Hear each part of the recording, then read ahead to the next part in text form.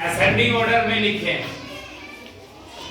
Ascending order में लिखें किसको, रेशियो को दिया हुआ है, रेशियो असेंडिंग ऑर्डर में लिखें। जैसे लिखा है, जैसे मान के चलिए कि 1:2 और 4:5 एंड 5:9, ये तीन रेशियो आपको दिया गया है, इसको असेंडिंग ऑर्डर में लिखना है। तो 1:2 को हम लोग 1/2 लिख सकते हैं, और 4/5 को 4:5 को 4/5 और 5:9 को 5/9 कर सकते हैं।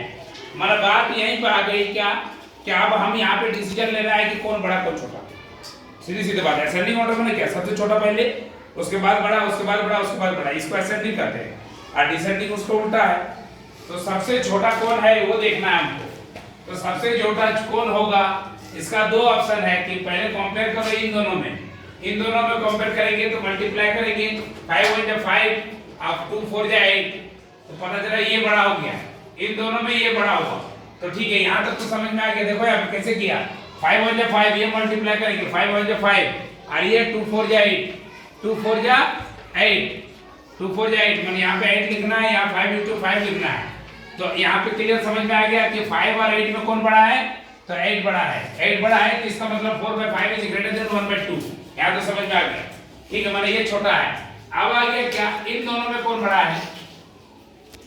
इन दोनों में जब करोगे तो फिर आएगा ऐसा, 5 5 × 25, 9 4 × 36, तो 36 इज ग्रेटर, मतलब 4/5 is greater than this is small. मतलब ये इन दोनों में ये बड़ा, मतलब ये पक्का हो गया कि ये जो है सबसे बड़ा, मतलब 4/5 सबसे बड़ा है। कैसे, क्योंकि इन दोनों को जब तुलना किए हम, इन दोनों को, तो ये बड़ा आया, फिर इन दोनों को तुलना करें तब भी ये बड़ा है, मतलब लेके अब आया तो क्या, तब फिर इन दोनों में कौन होगा वो भी करेंगे। तो पहला हुआ क्या कि अगर तुमको अगर ठीक से लिखना हो बच्चे के बीच में कि कैसे लिखेंगे सर, तो लिखेंगे कंपेयर, यहाँ पे लिखना होगा, अगर लिखना चाहते तो कंपेयर 1/2 एंड 4/5, पहले 1/2 और 4/5 में कंपेयर करेंगे, और 5 × 5 ऐसे लिखेंगे एंड 4 2 × 8 ऐसे लिखेंगे, 4 2 × 8, तो लिखेंगे 5 × 5 एंड 4 2 × 8, तो 8 इज ग्रेटर देन 5, लिखेंगे 8 is greater than, that is 4/5 is greater than, is greater, मतलब लिख सकते हो 4/5 इज ग्रेटर देन 1/2।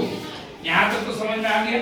और अगला क्या समझ में आया, यहाँ तक समझ में आने के बाद मुझे ये पता चला कि 4/5 ग्रेटर है।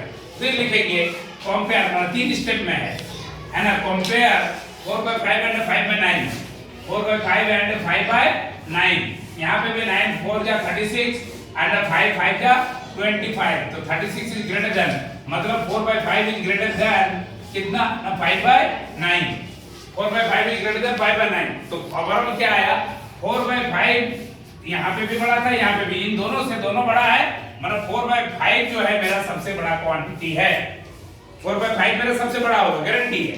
अब आया क्या कि तब लड़ाई किसमें है कि इन दोनों में फिर कौन छोटा आपस में, मतलब सबसे छोटा कौन, तो फिर यहाँ पे लिखेंगे कंपेयर, है ना, 1/2 एंड 5/9, तो 9 1 = 9, 5 2 = 10, तो 10, मतलब 5/9 इज ग्रेटर देन 1/5, तो इसका मतलब 1/2 सबसे छोटा हुआ, तो बिल्कुल सही। तो लिखेंगे नाउ दैट इज नाउ